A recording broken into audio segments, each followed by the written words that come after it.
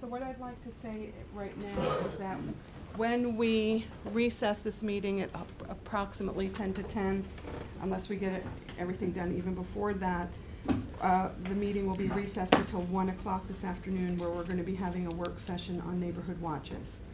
So I'd like to have everybody turn off their cell phones.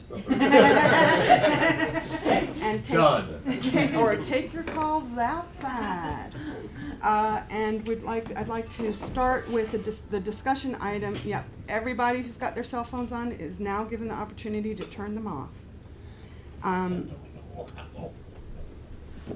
In a very gracious manner. So I'd like to start with the Bureau of Fire discussion, and you can kick that off, Dick, before we do your regular report, if that's okay, because this is a special item. Thank you. For the members of the legislature, we have had requests over the last few years from the fire departments wanting to know if they could use the fire training center, basically the tower, on those evenings and on Saturdays, possibly Sundays, when we are not conducting our standard fire training programs with state instructors. A number of the counties do this.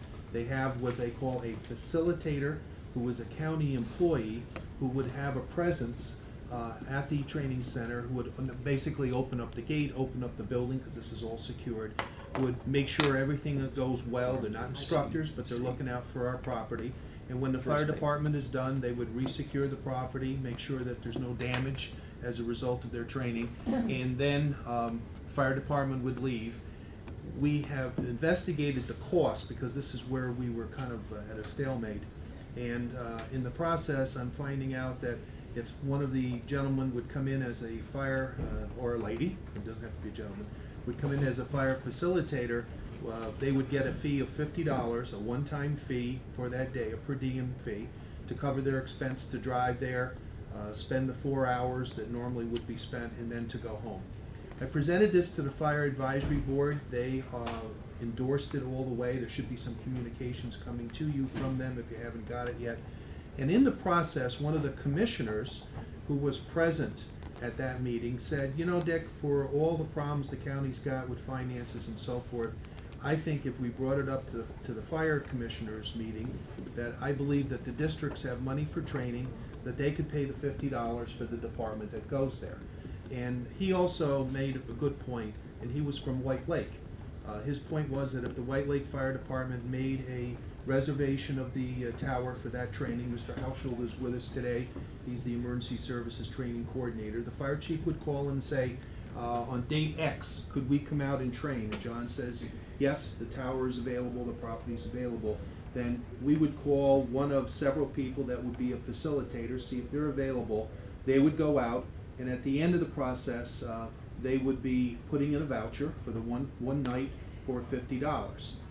He says, listen, if White Lake went out, Smallwood could come out, and so could Congeauga Lake. There could be 3 departments there, or 4 departments.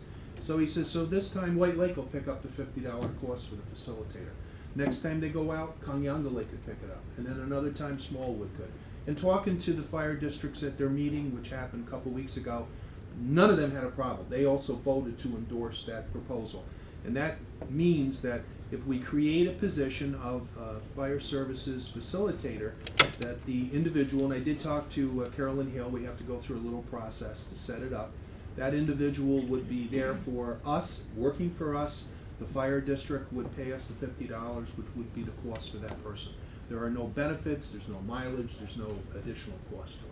Any questions? So, yeah, first of all, I think we should do anything we can to help the firemen, and all volunteers, and if we had to pay firemen, we all would be broke, but in any event.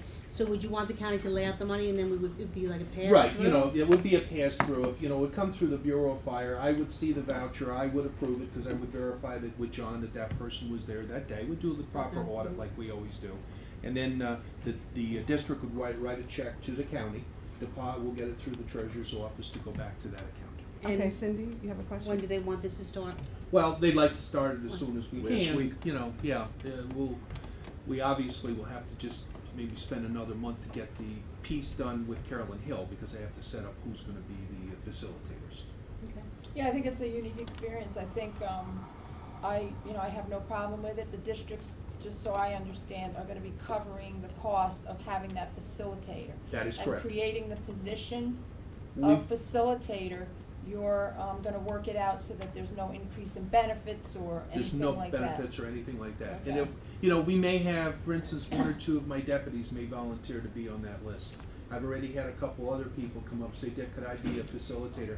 I said, we'll put out a request for So those. there's no that- overtime involved, it's No, just no, this $50 no. fee that the There's There's no districts are salary, willing to there's cover. no salary involved, Right. there's This no is benefits per involved. diem. This is per diem and it's volunteer. And But if what- you're utilizing a current county employee to do No. it, or no? No, No, Okay. no.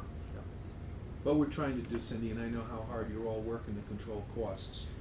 Of course, the fire districts would like the county to cover it, but they also understand where we are. And they're saying for $50, it's not worth all the time and all the efforts that the county's gotta go through the process. I think it's fine. Okay. Well, the other thing I'd like to point out is, I don't know when we first started talking about this, and Oh, it's yeah. gone through many iterations. So I do want the press and the general public to understand that, that EOC, the Emergency Operations Center, and the fire tower are utilized so many days of the year. I don't even know off the top of my head. You would have a better John sense, knows, because right? he's there all the time. How many fire companies, how many trainings, state trainings, I mean, out of 365 days a year, how many days would you say it's Steingarten. used? I would say, don't hold me to this, but No, I no. believe last year was 264 days. 264 days. And how many hundreds of people have gone through different forms of training there? Last year, we trained 780 some firefighters. The year before was 932 firefighters. That's Okay. fire. That's firefighters. Fire. Now, Right. Sheriff's Department used it for their in-house training through the Mhm. corrections, and they were there for 14 days, Mm-hmm. 8 hours a day, Mhm. training their personnel. And so my understanding of, we're responding to a request that the volunteer fire departments have said how difficult it was for them to get on a schedule, if they don't have a state-of-the-art fire tower in their district. So what I think it's really important for everybody here in this room and in the general public to understand is that we're responding to a specific request that the volunteer firefighters have said. And what I think is important going forward with this is that they have access to the calendar, because that was also part of the difficulty, was when can they get a free spot when all of these trainings are already booked, some a year in advance even, like that. So I think that part of whatever the final resolution says is that there's a calendar plan, and these different fire departments know 2 months, 4 months, whatever the right amount of time is in advance, so that their date they're not bucked off the calendar because there's another mandated training that comes in. What do you think? The real truth is the state fire training program has first priority for use of the property. That has to For be the there. tower. For the property overall, not just the tower. I mean, they're there for a presence, because sometimes they're in the classrooms and they go over to the tower itself. Oh, so they The- won't necessarily have that date fixed. It may change if something else takes Yes, precedent. yes. But most of them they're planning to go out. Like right now, we opened it up, say, today, I could guarantee you John would get a call from maybe 4 or 5 of the fire companies to do something here later this month, in July. They're not into September and October. They're talking within the next 6 weeks. And John knows what dates are available. So John would be coordinating the dates with Yes. the district, so there shouldn't be a problem. then. Absolutely. Okay, right. He's got the calendar. Mhm. No more than if you said you wanted to come out there and have some kind of special meeting as part of the legislature or Right. whatever. First one we call John, say, we have a classroom open, the legislature wants to have a special meeting out there for whatever. So he's the Oh, gatekeeper. we'll do that. Well, you can. He's the gate, it's your place. Yeah, he's the gatekeeper, okay? And being that we've controlled the cost, that the districts will share the cost of having the one person there, because the other counties all have county facilitators, okay? Because you gotta have someone who's responsible to the county to make sure that the place is secure and it's safe. No more, Locked, right. we have meetings here, we have a guard downstairs that, make sure that when everybody's done, the building's clear, turn off the lights, lock the doors, same thing. It's a no-brainer really, because the volunteers need the training, we have the facility, and you've worked it out. Yes. They're donating. So I custody. appreciate, would appreciate your support to basically give us a motion to say, proceed with it, and then we'll sit down and go So through the moved. details. Oh, before we so move it, can I just ask, with regard to the next steps, I need to get 100% clarity. Some created positions have gone through personnel and some have gone through executive. So while we have both personnel and executive here, when this position's created through Through Carolyn, where will it go? Normally we Your go to the positions go- personnel committee. I mean, Personnel, sometimes it goes to executive vacancies if go it's through executive. tough for timing reasons, like if we miss the personnel committee and something Mhm. urgent comes up. But the personnel committee has jurisdiction over positions. So that means it would go to personnel in July, Hmm? and then it would go to full board the third week of July. That's fine. Okay? That's fine. And by the way, the firefighters association met last Tuesday night, and they also were gonna send you a letter asking for support. So we've got 100% of the fire service. This is a win-win for everybody. It's a win-win for the fire service, it's a win-win for the county, for the legislature, because you built this and authorized this for us. So this kinda extends the use of it. And it was a grant-funded building. Yes. So can we, if there's no further so moved, second? I'll second. Cindy, I'm sorry you're Oh, not I'm on this sorry. committee. Yes. Moved by But you Kathy, can second by Jean. raise your Yes, hand. I'm on so many committees, I seem to forget when my hand goes up. Well, I'm glad you approved. All right, we're ready to go to the resolution to, Don't we need a vote on this? Yes, What do you vote? oh, I'm sorry. that's it. All We're, in favor, all in favor. of this Aye. discussion. Okay. Or is It's it? not a resolution. Nope. But Kathy made the motion, There was a someone motion made. seconded. Make a Well, she's motion to gotta- send it. If to a motion's on the personnel. floor, you gotta vote on it. So he's making another motion Okay. to send it to personnel, and Okay. somebody has to now second that motion. I'll second that too. Okay, all in favor? Woohoo. All righty. Or is it? Four zip. Resolution to, now we're in the real resolutions, to Okay. approve the Sullivan County Emergency Services Move it. Training Center Handbook. Second, I'll second. thank you, Jean. Any comments? How long you've been working on it and making corrections and back and forth? Is it okay? Everything's fine? Oh, good. I can do that. Thank you. Yeah, this was highly recommended to us by the state fire administrator. He was down here for a visit in January. We took him out to the training center, and all the state fire instructors have a ethical set of rules that they must follow when they instruct, and, you know, for honesty and all that good stuff. And he had asked me, do we have any kind of a handbook for our students? And at that point, I said, nothing that's very recent. And he says, well, you know, Dick, in light of how things are going, I recommend you go up to Oriskany and speak to our staff up there, and they have a handbook, and you should tweak it so that it'll cover all of us. And we did tweak it. Sam and I sat for one session. By the way, on your form, Tom did sign off to the form. Sam was not available to let us know yesterday that he had reviewed it, and we'll go over it one more time, Sam, before you do the vote. But it basically is all common sense things. You come to class, you're there to learn, you need to respect the fellow students, you respect the instructors, and that you conduct yourself in a formal manner. And the only thing that could ever go wrong, if it does go wrong, is that we're gonna sit you down and say, as a result of your activity, you're no longer welcome to come to the training center. That's all.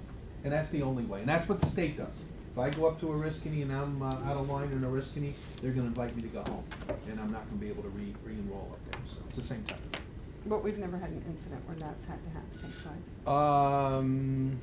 I don't know if I wanna get into that. Okay, well, we won't after this policy. Yes, yes, Okay. yes. So now what I'd like to do is Call the call the question. Thank you, Annie. Yeah. Okay, I don't know second. if did somebody move it in second? Yes. Yeah, okay, yeah. No, you said call the question. We're Four gonna zip. ask for a second, right? We got We're four done. zip. A second. Or is it? We've moved on, okay. Yeah. Thank you. Thank you very much for everybody who's supporting this resolution. And now, do you want to start, Dick, with your report? Yes, I do. Thank you. Extremely, extremely busy. I think the hot subject right this moment is if you all look out the window, you see the storm coming.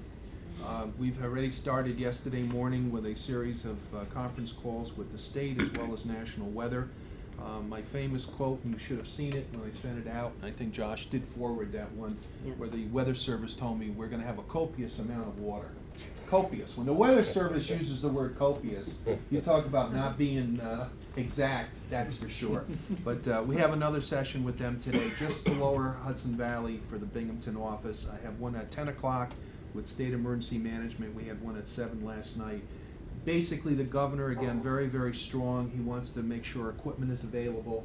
They're worried about Westchester and down below us more than up here. We can have a range of 2 to 5 inches depending on how long the cloud sits in the area. And as you all should know, the Never Sink is 100% of capacity. It was 2 feet from going over its banks a couple days ago. It's So over its banks now. it is over its banks in spots, okay. The Delaware, the National Park Service has closed it to recreational use because of the amount of water that's there. And we think down at the Berryville Bridge that it'll probably get up to at least 12 feet, which is now getting into trouble, 11 to 12 feet.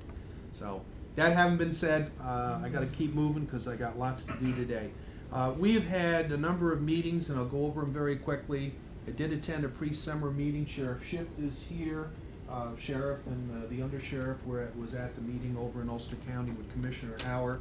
He was talking to all the counties here in the upper Hudson River Valley and the Catskills, reference to the summer visitors we're gonna have, reference to what's going on the Homeland Security side overseas, and the relationship of how things might go back and forth. And he was trying to encourage all the law enforcement to make sure that they have the resources they need, and if not, to give him a call and he'll see what he can do. The sheriff probably can add some things for things that he picked up on. And I do have to say, Sheriff, you did a great job to represent us at that meeting. He asked more questions of the commissioner than I could ever touch. So he did a great job. So does the commissioner say that there's some sort of like emergency funding available? Is There's that Homeland what- Security funding for different things, and that would And be he something. said he would make that money available? He Is would that make what it he said? available at the request of the sheriff and the heads of the various agencies. Right, okay, and that would be state money or federal money that's passing through the state? I think it's most likely both. Okay, Okay. He was very clear about that. okay. We've had an EMS captains meeting. Greg can report on that. I think that's moving along very well. I was in Albany on Monday. We and the state fire coordinators and the other 3 fire organizations, which is state fire chiefs, state firefighters, and fire districts, are pushing a law which has been passed through the Senate. It's now in the Assembly, which gives the right to fire departments when new members apply, that we would be able to do a background check for sexual felony offenders. It's the same as we do right now. We have that authorization for arson. Somebody who's brand new to us comes walking in, wants to join the fire department, and before we can vote on them, we have the right, and they know this, to do a background check for arson. And the fire chief gets an answer back. In our case, the sheriff's office handles it. It's either yes or it's a no. We don't need to know any details, but if someone's been convicted of an arson crime, we sure enough don't want them in our fire department. Is this because of Webster, New York, or other things? Other things. And this would extend it to sexual offenders. So we're working very hard. Assemblywoman Gunther is is the main sponsor in the Assembly, so we've been working with Aileen. And as always, there's different opinions, there's different lobbyists that work pro and con, so we're trying to make sure that it gets out for a vote before they dismiss here next week. In terms of emergency planning, met with the folks from Eagle Creek. They're the owners of the Swinging Bridge Mongup Rio Reservoir System. I met with them down in Orange County with the Orange County folks. And yesterday we did get an announcement from them also that their reservoirs are at 100%. That water flows out of the Rio in the town of Lumberland, and it goes into the Delaware River and down to Port Jervis. So that's why Orange County is very interested in what's going on. But they seem to have their act together, and we will be monitoring them here in the next day or so. We also had a tabletop exercise at Bethel Woods. A number of agencies were represented there, and there were a number of questions that were brought out. And we will have more discussions reference to if an incident should happen there, tying into questions of what happened with the Boston bombing. How would we respond? That is the sheriff's office, the state police, emergency management, the fire service, and EMS, because that would all tie us in together. Last week we had a meeting of the OEMs over in Pike County at Lords Valley, which was Orange County, Pike County, Wayne County, Sussex County, New Jersey. We are all the neighbors on the river. And this is one of the reasons today why we had the meeting last week, and it wasn't because we knew the storm was coming, that as OEMs, we are talking between each other. Because if it's flooding in Sullivan County at Berryville, it's flooding in Shahola. So I've got to be talking to Roger Maltby over in the Wayne County side. And our friends at Sussex County, New Jersey, and Orange, where the water comes down the Delaware from our end, they wind up with it, and then it's even more water because there's more tributaries. So, like yesterday, as soon as I found out, or day before, about the Neversink starting to get up high, I was on the phone right away to Orange County, and Seamus Larry, the OEM down there, my counterpart, he immediately started talking to the town of Deer Park supervisor, the Myers Grove people, trying to get prepared, because all that water in the Neversink, when it comes out of our county, goes through good old Forestburg, and it's a beautiful woods, there's no houses there, but when it comes out at the other end on 209, you've got population down there, and they're the ones that got hurt a couple times now in big storms. So there's a lot going back and forth. We also on Tuesday had a meeting for a tabletop drill on June 28th with some folks from SUNY Albany working with public health. This is special needs people trying to get a handle on all those folks that live in our county who have special needs health-wise, and in the event of an incident, whether it's man-made or it's natural, flooding and so forth, how do we help to account for those people? How do we help them by their needs? Who are the different agencies that are taking care of them? Starts with our public health nursing, and it goes right on through. So we're gonna try to hopefully put that together, and that's including the summer population. I've got to talk to Rabbi Freilich, and yesterday I talked to Hatzola, as well as Greg for our EMS. If we ever have to transport, we're gonna need ambulances to move these people out. We're also gonna need school buses. So we've got a handshake agreement with Rolling V, with Phil Vallone, that if there is something, Phil's gonna try to help us out as best we can. And my big thing with Phil is, don't be sending buses to Orange County until you talk to me. And he says, I won't, because you know they're gonna be on the phone looking for help down there too. You mean this is in case of an evacuation? Yes. Scenario? Yeah, because one of the first questions is, when we had the power issue last fall, who's out there that's gotta have power for health reasons in their homes, where they have some type of equipment that is helping them for breathing and heart issues and so forth. And wasn't it in your committee that, or was it that Barbara from NICEAG, who has all the critical care?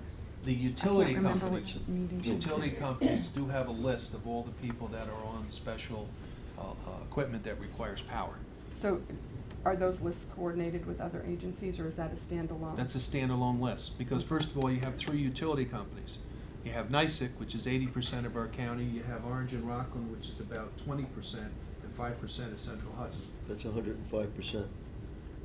Oh, we can back it up. I'm just telling you, that's all. Okay, at least he's paying attention, still a lot of people. Somebody's gotta pay attention. That's good.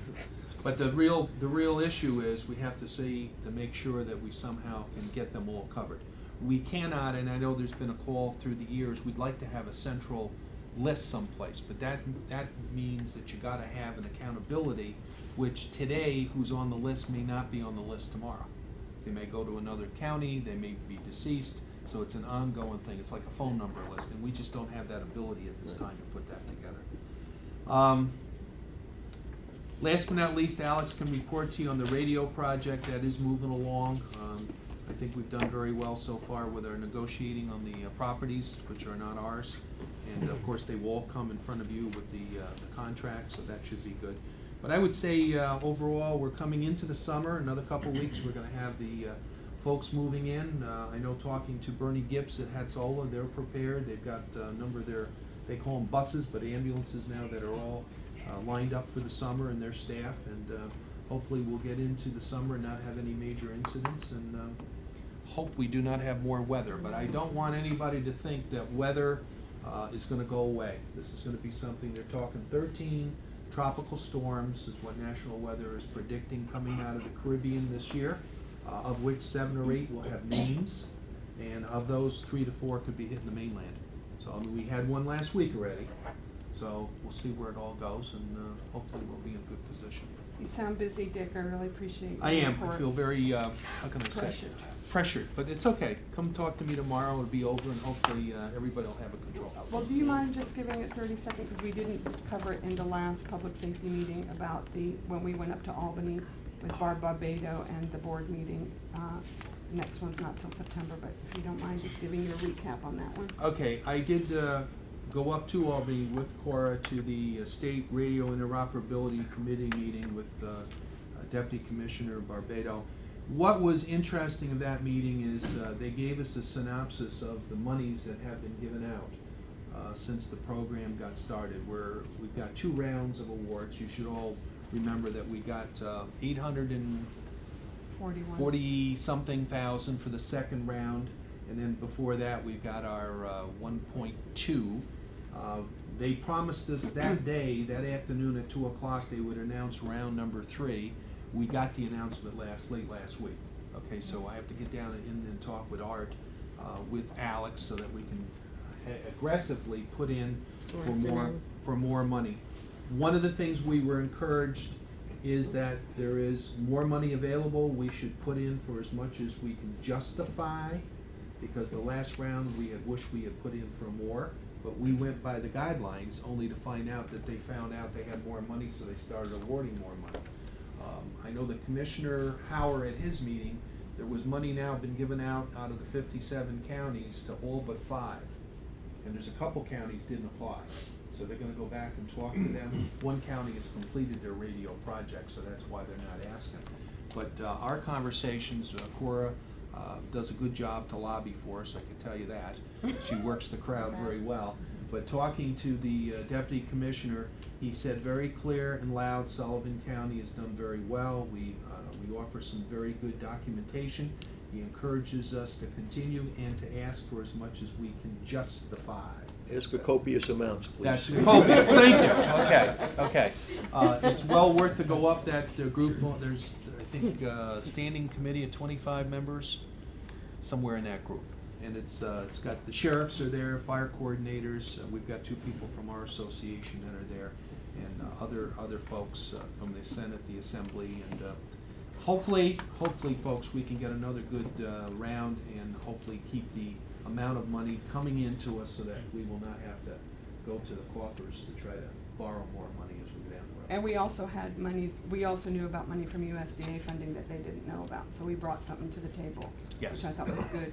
And the other thing is I'm very proud of Sullivan County in that we're punching above our weight. We're up there, we're not at the bottom, we're getting amounts that we should be very, very proud of. And I want to thank everyone who's involved in that grant writing process, because now that the grant's been awarded, we're in project management phase. So over to you, Alex. Yeah, I like that reference, we're punching above our weight, Dick, so that's good. Yeah, we are moving along, working very closely with Art down in grants, just to make sure that all the paperwork and, grant administration, we have to get contracts still, so I'm working very closely with Art to make sure all the paperwork's in order. This is round 3. Well, we have a renewal for round 1, which is still pending, an extension, that's held up at the state level. Round 2, we're waiting for the contract on.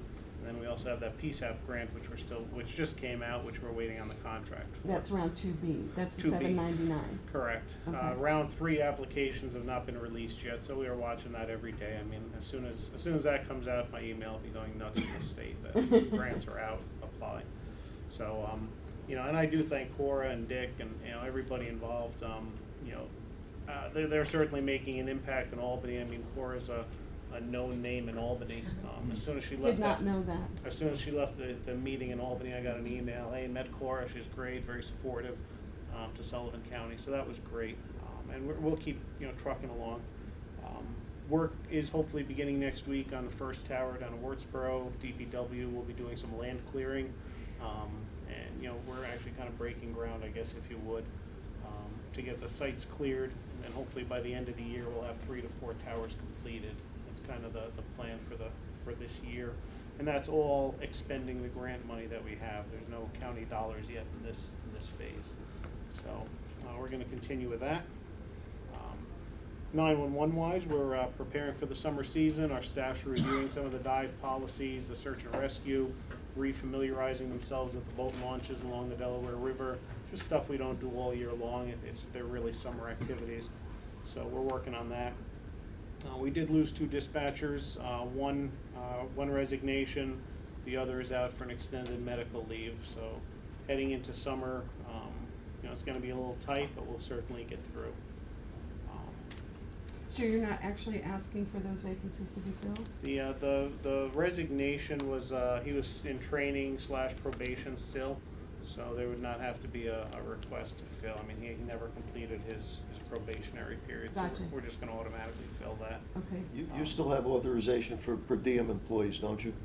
For summertime? Well, all my per diem slots are filled, and we do utilize per diems in the summer to offset the, and that's my benefit, the one per diem we have is a school teacher. So in the winter months, he works, one day here and there. Summer months, we can use him much more, and that certainly fills the void, and then that works well. And how long's he been doing that? We're probably going into the 4th year now. So it works well? Yeah. Good. And lastly, just on the 911 surcharge, as Dick mentioned, he was up in Albany.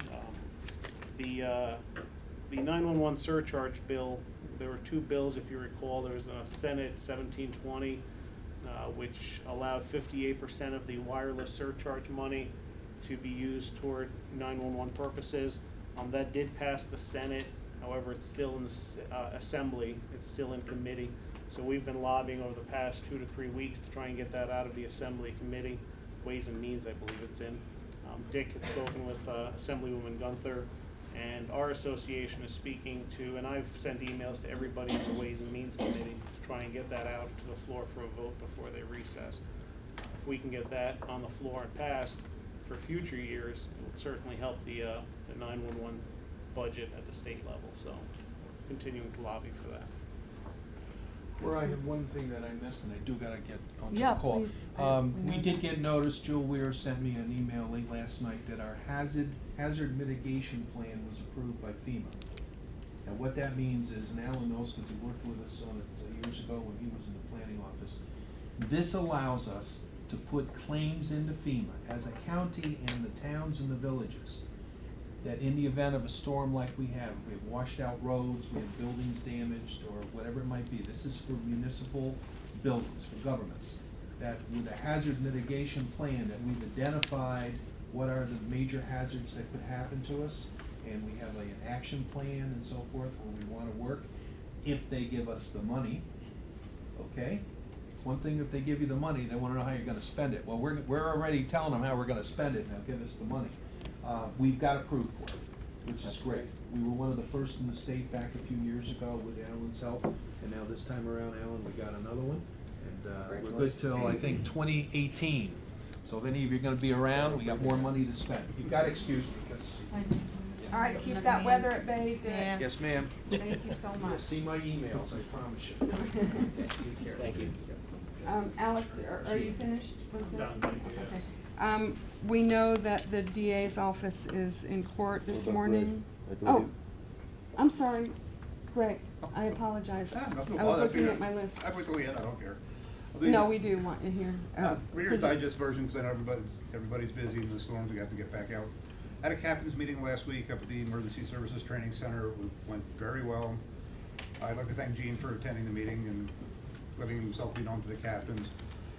Dr. Galerno, the Chief Medical Officer and Chief Executive Officer of the hospital, along with Wendy Brown from Catskill, was there. They're very positive in their approach to volunteer EMS, and they are want to partner with us to provide monthly training to the volunteers in the That's evening at great. the training center. So right now, we're in the process of canvassing the agencies to find out what night would be good for them, working with John to schedule it. So within the next 6 months, we'll start to have regularly scheduled EMS training in the evenings up there. And that's pretty much it. We just keep moving forward, and we're ready for summer. And did you need to put a call out for if you want more volunteers now that there's this added training? Is that part of the plan? That's part of the long-term plan. We're trying to do some recruitment and retention things, but we're still in the infancy. I've only had my deputies on board about a month and a half. And we're moving forward on some things, but it's still in the very preliminary stages. So is everybody happy with this new system? Or- Pretty much, yes. Okay, so you'll let us know what are the little kinks that are being worked out and okay. Sure. Well, I'm glad to hear it, because I know, there was a lot of discussion before it actually moved into an action Yes, plan. and thank everybody here for your support on it. It's the captain's meetings and facilitating information back and forth is working better than it has in the last 10 years. And when's your next meeting set for? It's quarterly? It's quarterly, so it'll be after the summer, probably September. Okay, good. Thank you. Am I missing anybody? So we know that the DA is in court, And now, so is Jeff, right? Jefferson Court also.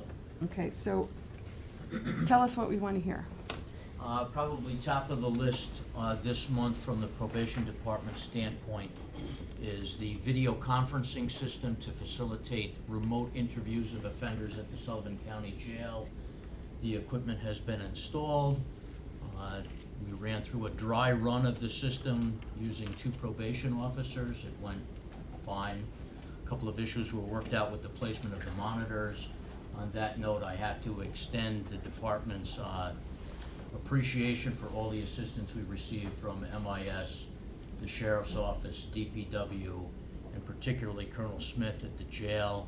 Now that the system has been installed and is operational, we're working out the logistics of how to schedule. And to that end, Colonel Smith put me in touch with the individual at the visiting room, Corporal Colangelo, who has been nothing but accommodating. There are a couple of issues that need to be worked out with MIS. We had anticipated that the system would have an electronic signature pad, so we would not have to have physical documents sent up to the visiting room for signatures. Lauren from MIS was having a meeting with the vendor yesterday because at present the system does not have this capability. So he was researching with them whether it could in fact be added to this. We've actually engaged in interviews of detained offenders at the jail, and it's working well. So we will keep track of how many interviews are conducted. At present, we've just got a physical scheduling system, dry erase board at the visiting room and one at our terminal in the office. So we're not going to overbook interview times, but I anticipate in the future this will become a computerized process through Outlook Express. Everybody will have access to the appointment system. We You think have it to will. have someone who's doing the scheduling? Yes, As a separate function? Yeah, we'll separate have, well, activity? one individual from the jail visiting room will have access to this calendar. And as requests are made, they will know in advance which offenders will need to be brought down at which time, particular time and date. So it should streamline the process on the jail end. Now, my understanding was that Jeff had gotten calls from other counties when they saw it in the paper saying, you know, can we do it, this, that, and the other. So do you have any document that says, you know, these are the pros, these are the cons, these are the good things, you know, it took us X amount of months to get it from an idea stage to the stage it's at? Quite frankly, not yet. But there will be a And document? we are working on that. Because if there's a way that Sullivan County can be looked to as a model for other counties, I think that we need to be able to be in that position to respond to requests. I mean, it's still in the kind of research and development phase is what it sounds like to me. Mm-hmm, okay. And how many people actually how many interviews have there actually been? Is Hal here? Is it Hal? Oh, here, Hal. Hal. We don't bite yet, come on in. I know you're holding the door up over there. Can you just tell us from your end how this, you know, has been looking, the video conferencing, the online video conferencing? Because I know, you know, you guys had to make accommodations with regards to space and time and staff. And, you know, it's good for us to get a sense of. Actually, it'll be a little smoother for us because, number one, we will know ahead of time when these appointments are, instead of just a probation officer dropping in and saying, can you fit me in somewhere, I gotta interview this person. Oh, really? So, and on top of it, we don't have to deal with the probation officer coming in and putting their stuff somewhere, and hanging around till we get the prisoner down, and wasting time, and so, it's actually gonna benefit our staff also.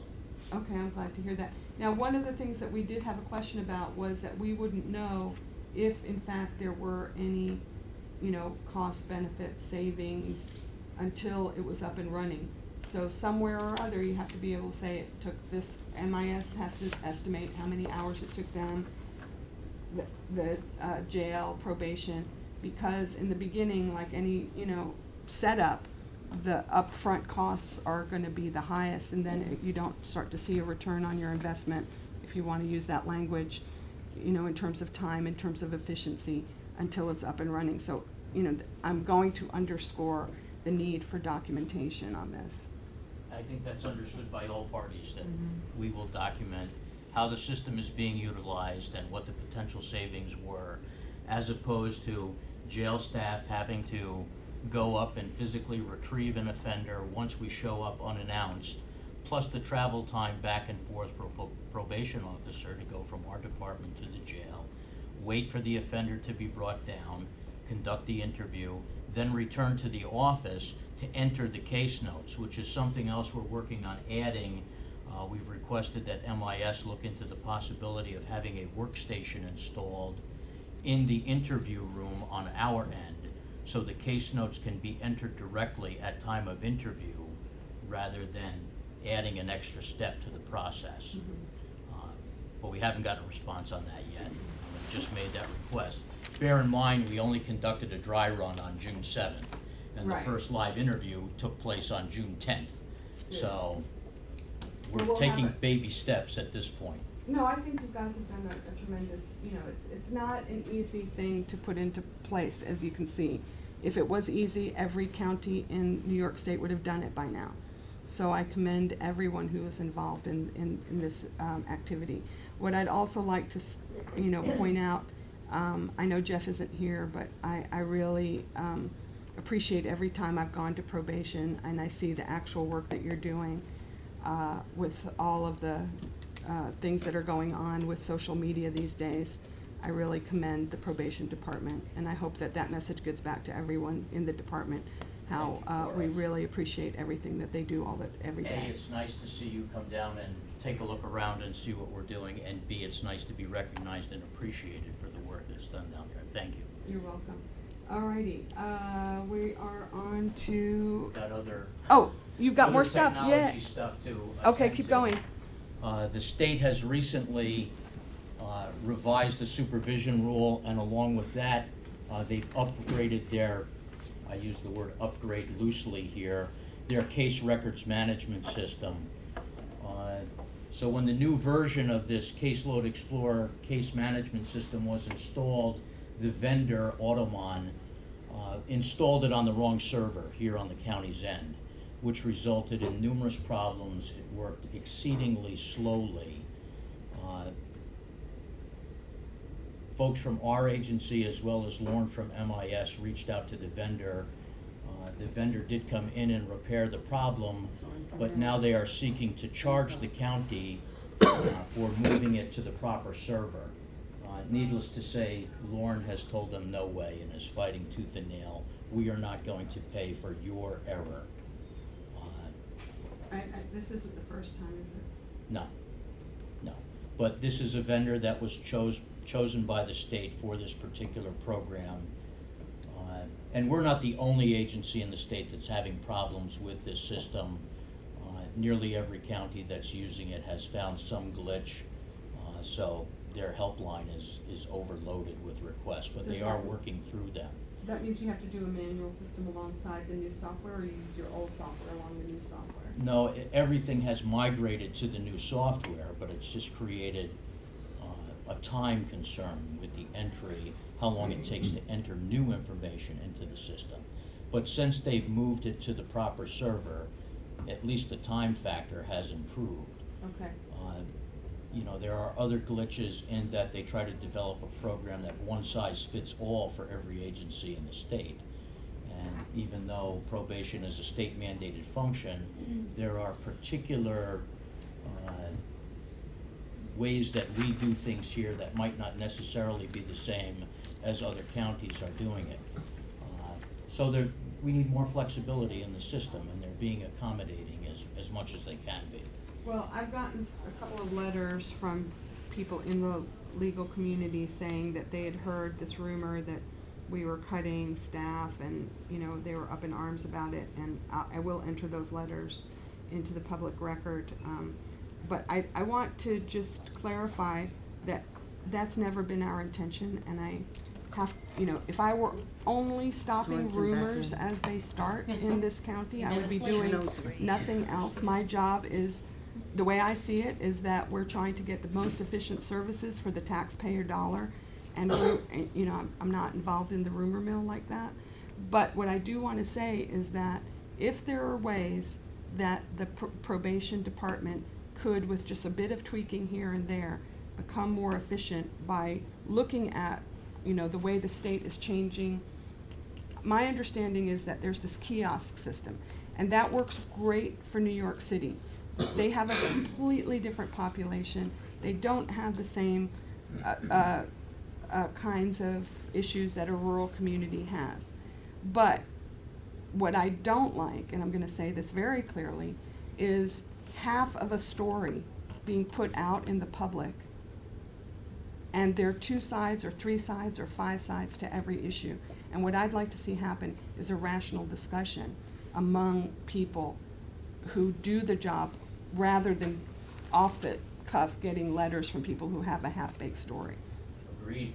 Okay, good. So So to what that can end- you, yeah, what can you do about that? I will tell you that there were folks who thought that the new supervision rule would actually reduce the burden on our present staffing levels, because under the terms of the new supervision rule, it was believed that the offenders that we presently supervise would require less supervision, fewer visits, fewer office reports, based on the state's utilization of a risk assessment instrument.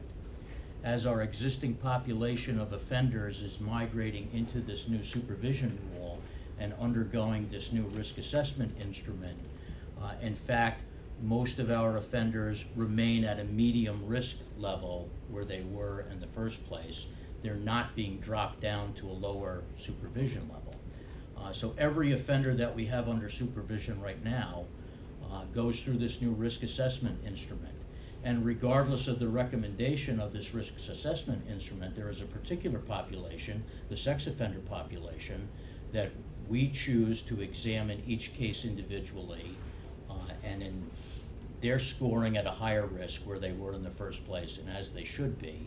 But despite the risk assessment instrument's recommendation, it's our department's view that public safety is the primary concern, and that specific population warrants special attention, which they are and will continue to receive. So under home rule, we have the ability to do that, don't we? We do, and we are exercising it. Okay, and is it written down as a policy somewhere? Yes. Okay. So I need you to stop any rumors that we're trying to cut probation, okay? Agreed. Thank you. I don't know where those rumors are generated, but Well, they land on my desk, so. understood. I will say this, we've lost 2 officers since May 14th. The new hires that we have, we had 3 new hires since January. They are all working out very, very well. The civil service exam for probation officer, trainee, senior probation officer was just administered last Saturday. So we've exhausted the eligible list for probation officer, so we are anxiously awaiting the results, as we will have 2 other positions to fill. Mhm. And hopefully their time will be able to be spent more efficiently, as Hal said, because they're not gonna be going back and forth. Agreed. Okay, One other good. quick thing about funding, because we participate in the enhanced sex offender supervision program, the state sends a 12%, roughly 12% block grant down to Right. offset probation functions. Because we participate in this program, Mhm. we receive an additional $200,000, which puts us ahead of the 12% that most counties receive. Mhm. So our sex offender management program is recognized by the state as being very efficient and worthy of additional grant monies. And I also want to say that we really have a lot of people in the community to thank for that, as well as probation. Scott Kinney, who's the police chief in Liberty, does an amazing job. And the DA's office, I know, there was a kind of quick meeting called a couple of weeks ago where everyone showed up and really addressed these issues. And we still have a ways to go. I don't want people to think that we're, we have to incrementally improve what we're doing. So thanks for that. I appreciate you stepping in for Jeff. The feds came in a couple of years ago, U.S. Marshal Service, in conjunction with all the law enforcement agencies in the county, as well as the New York State Division of Community Corrections Parole. The feds reviewed how we manage our sex offender population, and Sullivan County was commended. But we are always looking for ways to better serve the public Right. and keep tabs on this particular And the class ones of who offenders. don't live in Sullivan County shouldn't be here. On that note, On that thank you. note, thank you. Next, Sheriff's Office. Hi, Mike. I think we have a couple of things. Now, we're up, you wanna tell me what's going on in the jail? Yeah, You're jail's still back over- in. I'm back. Jail's still overcrowded. We're currently boarding out 14. That's a change from earlier, right? When did you start outboarding again? Probably March, I believe it was. We had 6, 8 out, 9 out, now we're up to 14. At this point, really don't see a decrease coming anytime soon. Although historically, the summer, we do go down. So all we can do is sit and hope. We have had problems boarding out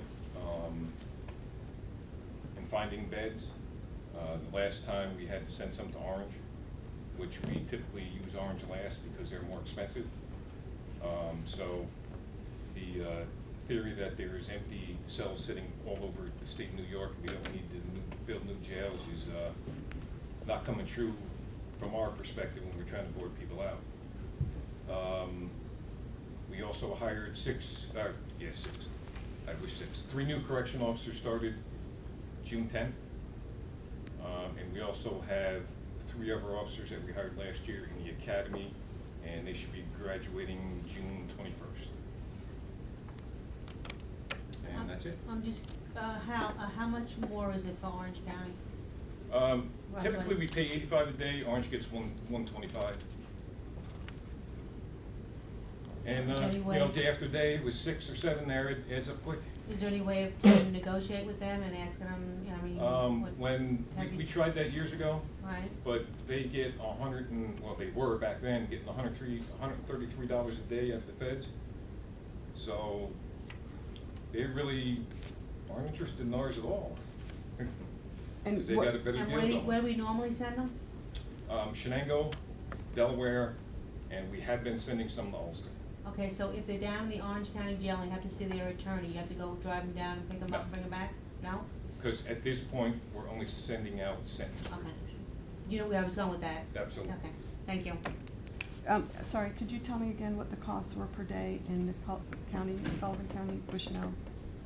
Excuse me? The daily, you said 125 is what Orange Orange County. County, 133 is what the feds pay, and what's the cost in Sullivan County? I believe last year's estimate, everything included, was $169. What does that mean, everything included?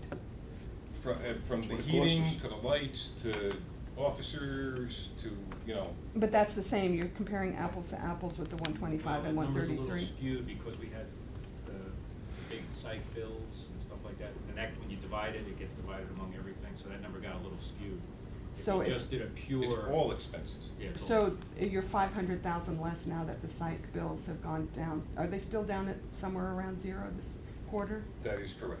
That's commendable, thank you, and thank Joe Todoro for, But that won't last forever. well, You as understand long, that? every day We're I pray trying, that it but- lasts one more day. Thank you. Any other comments? Blake, you have, anything? Hi. From a patrol end of this thing, burglary still, a big deal, for the bad guys. We were rather successful since I was last year. We made an arrest about 2 weeks ago of 3 people that were responsible for burglaries in almost, every township that adjoins the town of Thompson here. State police solved a lot of cases as a result of us picking up these people down in Sackett Lake. Town of Fallsburg also solved an awful lot of their crimes as a result of these people making admissions to all the crime they've been involved in for quite some time. A little more recently, last night, in progress, a burglary up on Harris Road. Our people went up there and ultimately caught 2 people doing a burglary in progress. Still had the gloves on, stolen property in hand. That was a little bit unusual. They didn't use a car. Hadn't seen that before, where automobile wasn't used, but turns out they were walking distance, some 20 minutes from their home in the case of one person. The other interesting, notable thing Sorry, about- before you go to that, Blake, I'm sorry to interrupt. How were you notified about it? A neighbor called us, saw. Neighborhood watch. I'm sorry, I didn't hear what you said. Neighbor. Oh, neighbor. a neighbor. Watch, I Residents said. Reported, people didn't appear to, and this house had a for sale sign on it, so it, obviously, was a little bit of a target Was as a empty, result of yeah. that. One of the individuals that we picked up is out on bail for attempted murder in New York City. That's kind of notable as well. A dangerous person. Who owns him, New York City or Sullivan County? Who is responsible now? Does Well, he he's get? in our jail, Hal Okay. Smith's responsible for him today. Okay.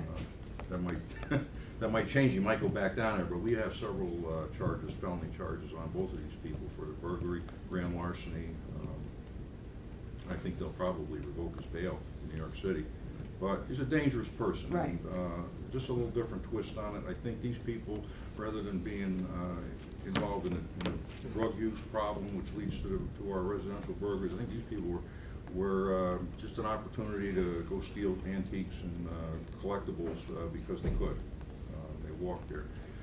The only other thing I wanted to mention is something came to our attention late last week. As a result of some problems with EMS and fire responding to things, the 911 center is now polling for a police car to go to a multitude of EMS fire calls that the police were never called to go to before, where there potentially was a previous domestic dispute or something of that nature. That's because of Webster, New York? Yes, absolutely. It has put quite a burden on not only our department, but the state police as well. And what they do is they poll for the nearest car by radio when EMS has a matter to go to. So just a little bit more of a strain on our... So for people who may not be aware, the incident that started this in Webster was that there was a person who had a history of domestic violence, set a house on fire, his own house, and when the EMS first responders came, one person was shot and killed, Yes. and the other person was shot at. So that started this change in policy, that if there's a history of, is it just domestic violence or other crimes? No, it would be Anything? almost any crime at that house. Or I'm not of sure, any. I'm not, and Alex, you might Alex, be is able to that- speak a little bit better as to what your policy is, but I do know that we're going to these things, and, it's ultimately to protect the EMS workers, firemen, whomever it is. Okay, so, No doubt, as Blake mentioned, no doubt that it does add more workload or caseload to the responding units out there. I don't have figures for you at this point, but it's any recent, within the last 48 hours, any violent nature crime, a domestic dispute, a weapons complaint, a disturbance, anything of that nature, or a mental health, a known mental health call there within the last 48 hours. We'll dispatch a police agency to first respond, make sure the scene is secure, and then we'll let fire and EMS go into the scene. We talked about this a few months ago here at Public Safety, so that is in place, and we're covering it, but it is tight. so maybe we can, once you start getting We can get stats some on it. stats on it and see how many calls that, equates to a month, but, as the police report month after month, I mean, and 911 hangups are still prevalent, burglary complaints, and very thankfully, as the sheriff has been, really preaching the see something, say something, people are calling in with, there's suspicious vehicles, things just don't look right, so we do have to send law enforcement to that, so across the board, law enforcement is certainly keeping busy. All right, thanks again, Alex. So we'll keep an eye on how those numbers play out. What I'd like to do now is turn it over to public comment.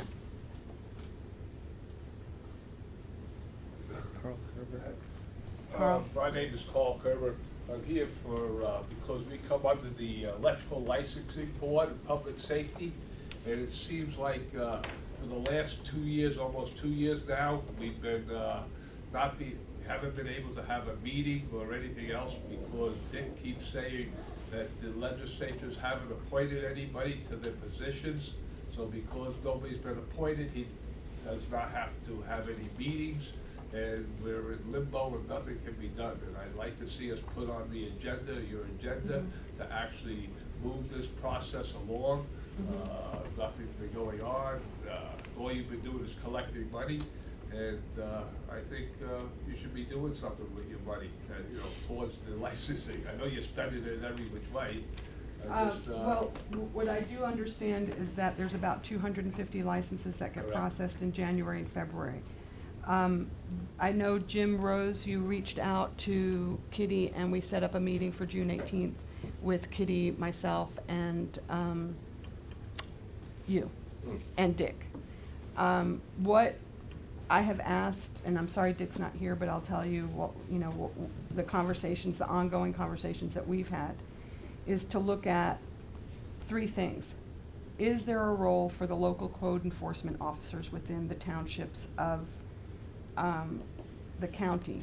Because we don't, as it stands right now, we have one person who's on, I think, a per call out, and that's a $75 call out per call anytime a call comes in. My understanding is that that's an inefficient system and hasn't really been working. It doesn't really get to the heart of the problem, which is we're coming into the summer season, and a lot of electricians who aren't licensed are here, there, and everywhere, and there's no way to get them in the corral. That's one problem. The other problem is that the board hasn't met, and I'm still trying to get a very clear understanding. If the board did meet, what would they do? Can you help me out with that? If the board did meet, part of the reason why they haven't been meeting is because there's nothing in front of them, so it's a chicken and the egg thing. No, you're mistaken there. Okay, Dick so correct me. refuses to have a meeting because there's nobody appointed to the board. So therefore, we don't have a board right now. So therefore, he doesn't need to have a meeting. No, He may have his own meeting, but you don't have a board as it stands right now. Can you answer my question? Yes. My question is, if the board was meeting, if they were reinstated and their term was renewed, what is the subject matter of what they would be meeting? What would be brought before them? That's the part I need to get One of the things that they were concerned about is the actual testing procedure. the verify testing that these- procedures in question. Yes, because of the age of the test and who administers the test, whether we should be involved in that particular part. Whether we should, also another thing was whether we should have continued, The age of the test, how Yes. old it is. correct? Okay, next point. One of the other things would be continuing education, Okay, having the people continue education, okay, updating the site as far as what's on the county Website?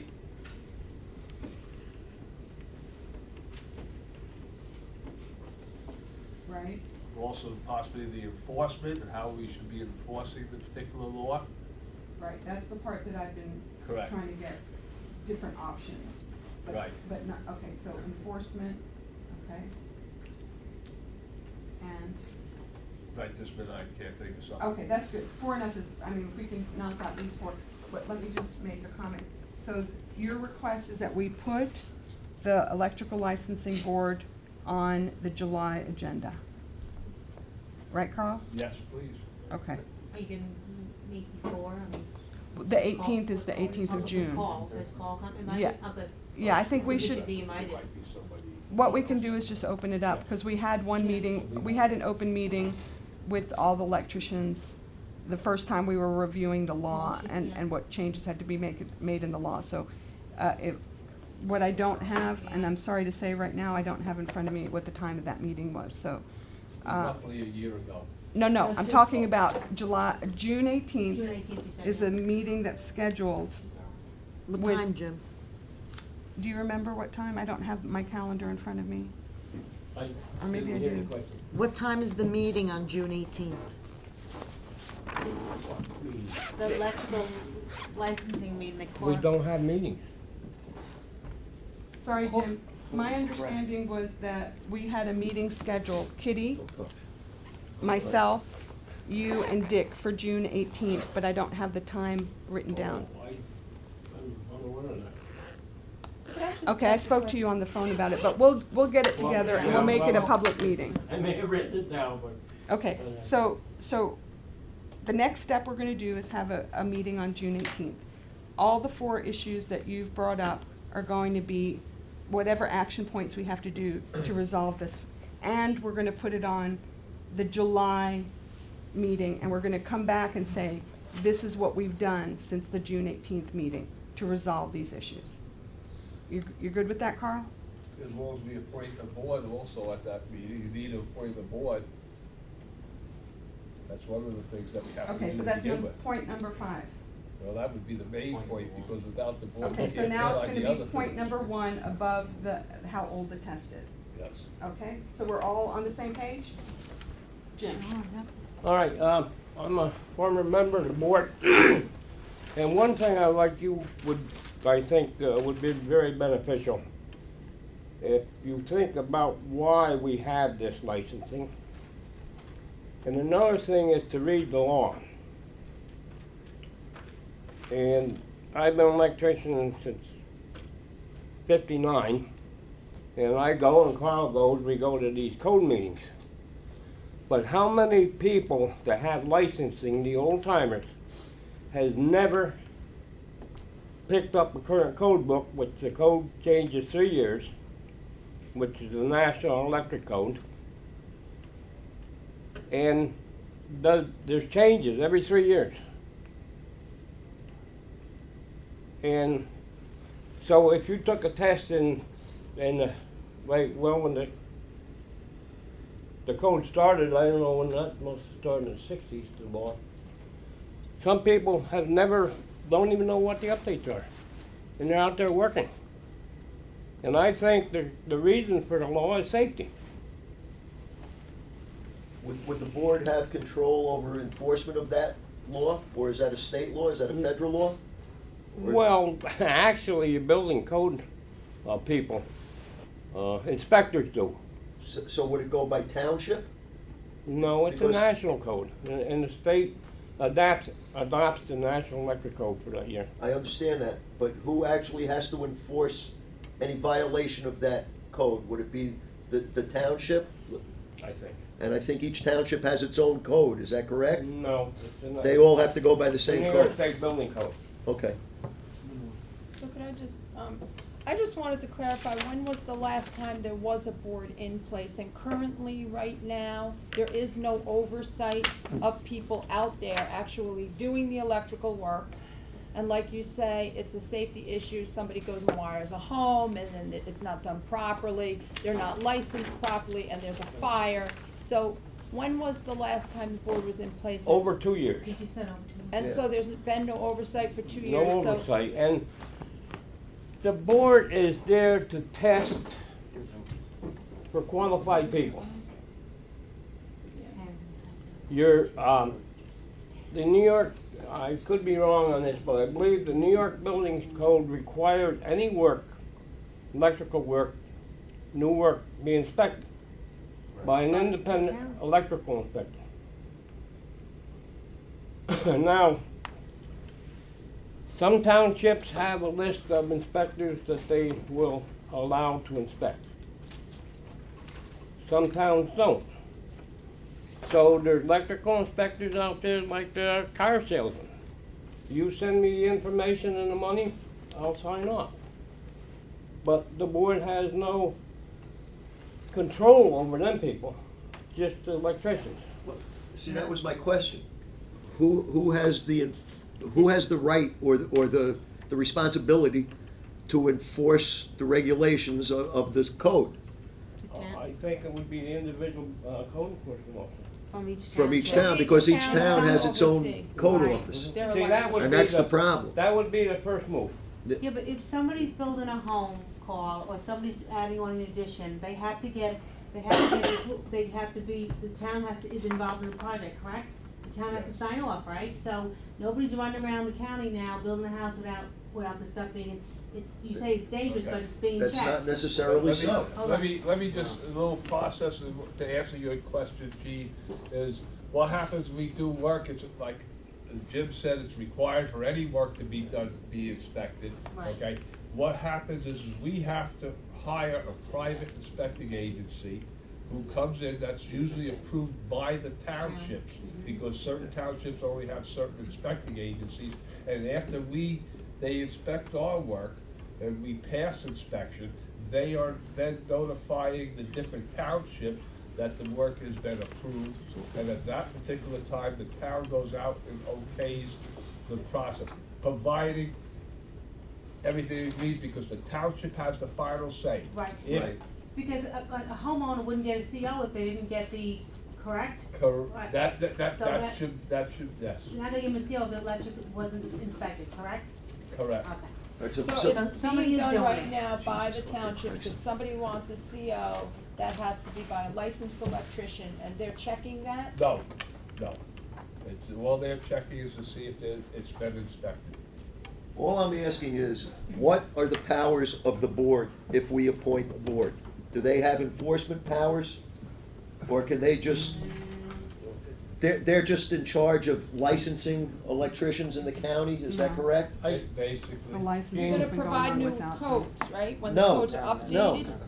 That's Nothing not- like that? well, I that's- suggest you people get a I copy suggest of you have the a law. meeting first and bring us the The information. fine right now written, and I think it's a little steep, could be $1,000 a day for the homeowner and for the electrician. I If they're understand working that. on electricity. I'm not questioning the code, I'm not questioning the law. I'm questioning who enforces it and what enforcement powers would the board have, if any? That's all I want to know. And And they'll answer you fine. next month after they have their meeting. If they don't have a board, how can they have a meeting? Carl is gonna be conducting that meeting with the former board. Now, here's the other question. Do you guys have recommendations as to who should be on the board? My only recommendation is that you have some electrician. Well, of course, Yeah. I think it should be all electricians. Well, I think I've always said there should be somebody there to, to ask questions that is obvious to us, that they, Well, maybe we should straighten get some it. code enforcement officers on there as well, I don't know. We did have one on the last, we did have The one. county legislature passed a local law regarding electrical licensing, so also. Yeah, I know, and that leads to another question. Why are we only licensing electricians? What about plumbers? What about carpenters? Because the What about general licensing isn't contractors? working. Well, you better tweak one before you. I understand, but I just think it's prejudicial that we're only licensing electricians.